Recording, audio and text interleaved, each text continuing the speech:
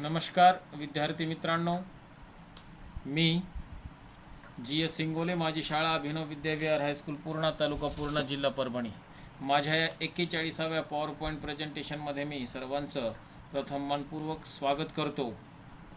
Welcome. आज 15 August म्हणजेच स्वातंत्र्य दिन. स्वातंत्र्य दिनाच्या सर्वांना मी मनपूर्वक शुभेच्छा देतो. Happy independence day. आज आपण वर्ग 10वी गणित भाग 2 प्रकरण 3 सर्कलमधला हा दुसरा व्हिडिओ आहे, दुसरा पॉवर पॉईंट प्रेझेंटेशन आहे, ज्याच्यामध्ये आपण आज टँजंट थेरमचा अभ्यास करणार आहोत. सर्वप्रथम आपण टँजंट थेरमचं स्टेटमेंट काय आहे ते पाहू. A tangent at any point of a circle is perpendicular to the radius at the point of contact. पहा, स्टेटमेंट परत एकदा लक्षात घ्या. A tangent at any point of a circle is perpendicular to the radius at the point of contact. वर्तुळाच्या कोणत्याही बिंदूवर काढलेला tangent म्हणजे स्पर्शिका ही लंब असते त्याच्या त्रिज्येला, त्या पॉईंट ऑफ कॉन्टॅक्टमधून काढलेल्या त्रिज्येला. यालाच पूर्वीच्या पुस्तकामध्ये टँजंट रेडियस परपेंडिक्युलर थेरम असा आपण संबोधत होतो. म्हणजे वर्तुळाची स्पर्शिका आणि त्या स्पर्शबिंदूतून काढलेली त्रिज्या हे एकमेकास परपेंडिक्युलर असतात, लंब असतात, काटकोनामध्ये छेदतात. तर आपल्याला सिद्ध करायचं आहे की स्पर्शबिंदूतून काढलेली त्रिज्या स्पर्शिकेला लंब असते. प्रथम आपण आकृती काढू. ओ केंद्र घेतला, एक वर्तुळ काढलं ओ केंद्र मानून, त्याच वर्तुळाला एक टँजंट काढली, तिला नाव दिलं यल. ती टँजंट आणि सर्कल यांच्यामधला कॉमन पॉईंट ए घेतला आणि ओ ए एक रेडियस दाखवली. दिलेल्या माहितीनुसार आपण आकृती काढली.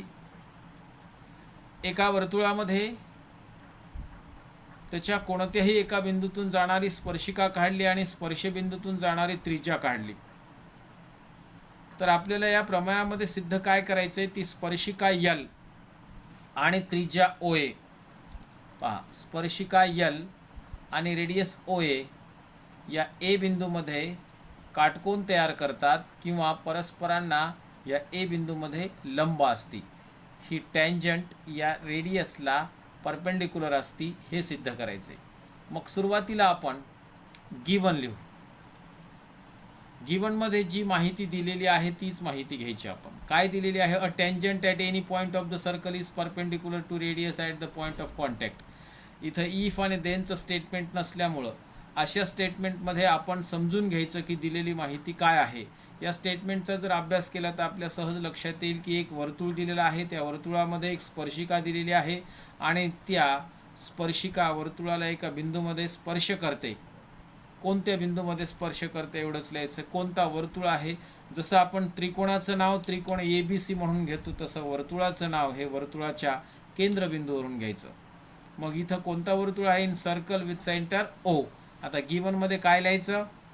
Line L is tangent to the circle with centre O at the point of contact A.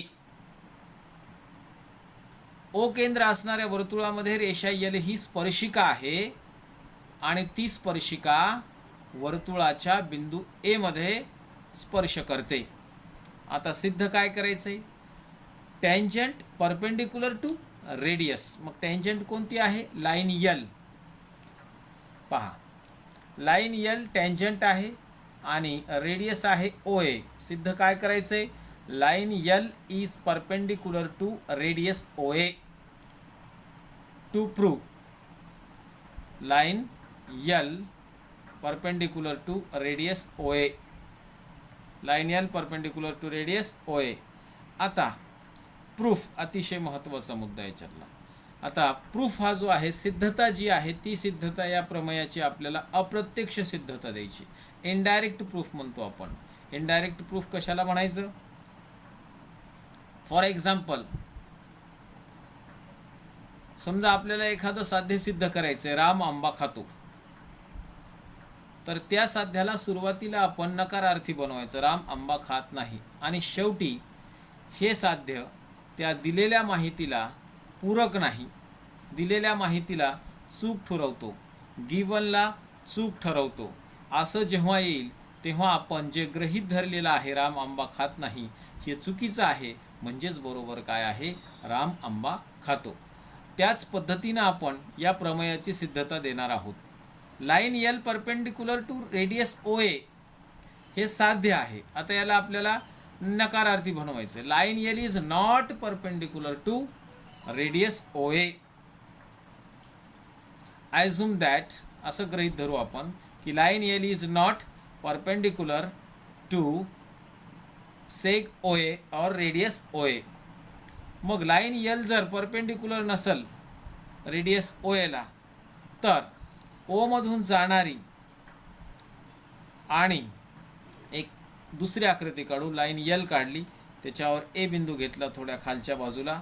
त्यानंतर आपल्याला काय करायचे, suppose seg O B is perpendicular to line L. आपण या सिद्धतेमध्ये पहिलं विधान काय केलं, जे आपलं साध्य होतं त्या साध्याला नकारार्थी बनवलं की line L is not perpendicular to radius O A. मग ओ मधून जाणारी आणि रेषा एल वर लंब असणारी ओ बी हा एक रेषाखंड काढा.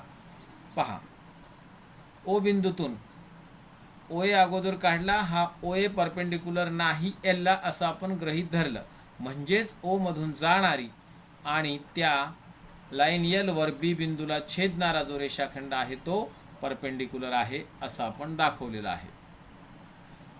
मग त्याच रेषेवर एक बिंदू घ्यायचा. नाव take point C on line L such that A dash B dash C and B A is equal to B C. कसा बिंदू घ्यायचा पहा. लाईन एल वर एक सी बिंदू घ्यायचा, तो A dash B dash C म्हणजे ए बी आणि बीच्या पलीकडं म्हणजे वरच्या बाजूला येईल हा, आणि हा घेताना ए बीचं जेवढं अंतर आहे तेवढ्याच अंतरावर बी पासून तो बिंदू घ्यायचा.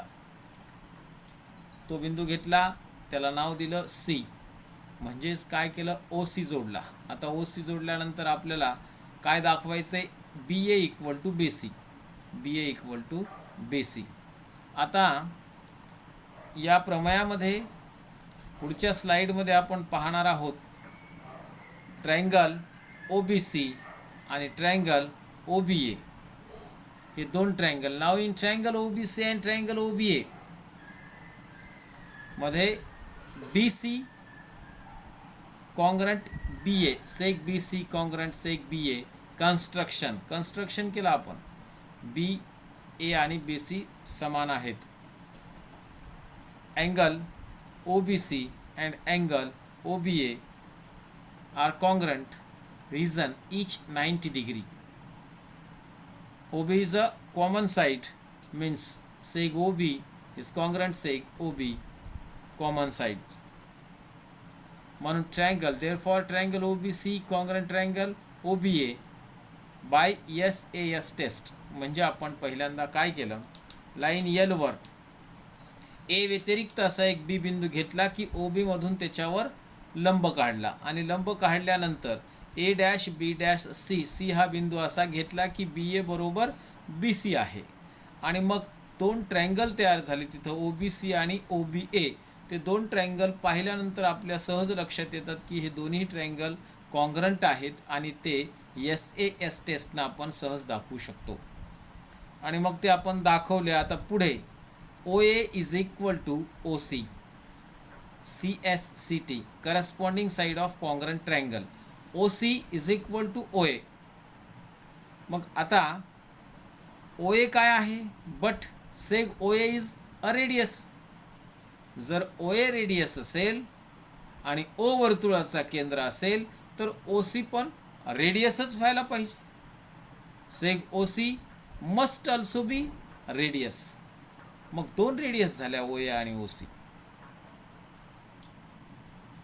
C lies on the circle. बिंदू सी हा वर्तुळावर आहे याचा अर्थ. ओ सी जर वर्तुळाची त्रिज्या असेल तर सी सुद्धा वर्तुळावर आहे. मग याचा अर्थ काय झाला, ए सुद्धा वर्तुळावर आहे, सी सुद्धा वर्तुळावर आहे आणि ते दोन भिन्न बिंदू आहेत. That means line L intersects the circle in two distinct points A and C. पहा, लक्षात घ्या, लाईन यल ही वर्तुळाच्या दोन भिन्न बिंदूमध्ये छेदते, ए आणि सी या. म्हणजे याचा अर्थ काय होतंय की लाईन यल ही त्या वर्तुळाची टँजंट राहत नाही. टँजंटची डेफिनेशन काय आहे, जी रेषा वर्तुळाच्या फक्त एका बिंदूमध्ये स्पर्श करून जाते त्याच रेषेला वर्तुळाची स्पर्शिका म्हणतात. मग आपलं गिवन काय आहे, line L is a tangent. आपण हे साध्य करत असताना आपल्या गिवनला काय झालं, इथं कॉन्ट्रडिक्ट झालं, विसंगत झालं, पक्षाशी विसंगत झालं हे विधान. L is a not tangent but line L is tangent given, दिलेल्या माहितीनुसार. पण काय व्हायलंय की रेषा यल ही त्या वर्तुळाच्या दोन भिन्न बिंदूत छेदायली आहे आणि सी म्हणजे ती सेकंड व्हायली, म्हणून हे पक्षाशी विसंगत आहे. It intersects the circle in only one point, फक्त एका बिंदूमध्ये छेदायला पाहिजे. Our assumption that line L is not perpendicular to radius OA is wrong. हे चुकीचं आहे. तुम्ही जे गृहीत धरलंय की OA is not perpendicular to line L means line L is not perpendicular to radius OA is wrong, हे चुकीचं आहे. म्हणून खरं काय आहे की line L is perpendicular to OA. Line L is perpendicular to OA. Line L perpendicular radius OA. अशा प्रकारे हा प्रमेय आपण इथं सिद्ध केला. परत एकदा थोडक्यात तुम्हाला सांगतो, सगळ्या जणांनी इकडे बारकाईने लक्ष द्या. हा थेरम अतिशय महत्त्वाचा आहे. ओ केंद्र असणाऱ्या वर्तुळामध्ये यल ही टँजंट आहे, OA रेडियस आहे आणि आपल्याला सिद्ध काय करायचं आहे की L is perpendicular to OA. मग आपण सिद्धतेमध्ये, अप्रत्यक्ष सिद्धतेमध्ये आपण सुरुवातीला काय करायचं, जे सिद्ध करायचं line L perpendicular to radius OA, याला नकारार्थी बनवायचं. assume that line L is not perpendicular to radius OA असं गृहीत धरलं. मग OA असा दाखवला त्या रेषेवर OA, मग OA परपेंडिक्युलर नाही म्हणजे याचा अर्थ त्या रेषेवर दुसरा एक बिंदू घेऊन O मधून त्या रेषेवर एक परपेंडिक्युलर लंब किंवा एखादा रेषाखंड आपण काढू शकतो. म्हणून आपण काय केलं, suppose OB is a perpendicular drawn to line L आणि मग त्याच रेषेवर C हा एक बिंदू घेतला, A dash B dash C आणि BA इक्वल टू BC आणि OC जोडला. OC जोडल्यानंतर दोन ट्रायंगल तयार झाले, एक झाला OBC आणि दुसरा झाला OBA आणि हे दोन्ही ट्रायंगल पाहिल्या सहज लक्षात येतात की हे कॉन्ग्रंट आहेत SAS टेस्टनुसार. ही बाजू आणि ही बाजू कॉन्ग्रंट आहे कन्स्ट्रक्शननुसार आणि ही बाजू कॉमन साईड असल्यामुळं कॉन्ग्रंट आहे.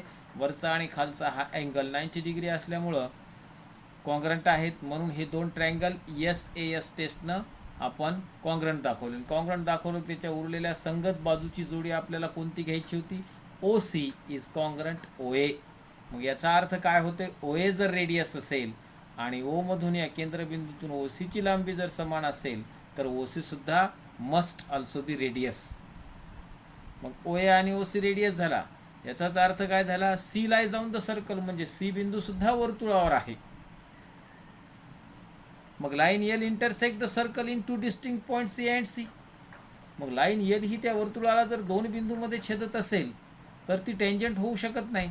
पण लाईन L काय आहे, दिलेल्या माहितीनुसार गिवननुसार line L is tangent. It intersect the circle in only one point, फक्त एकाच बिंदूमध्ये स्पर्श करायला पाहिजे. Our assumption that line L is not perpendicular to radius OA is wrong. चुकीचं आहे तुम्ही जे गृहीत धरलेलं आहे ते. म्हणजे बरोबर काय आहे, जे साध्य आहे तेच बरोबर आहे. म्हणजेच line L is perpendicular radius OA.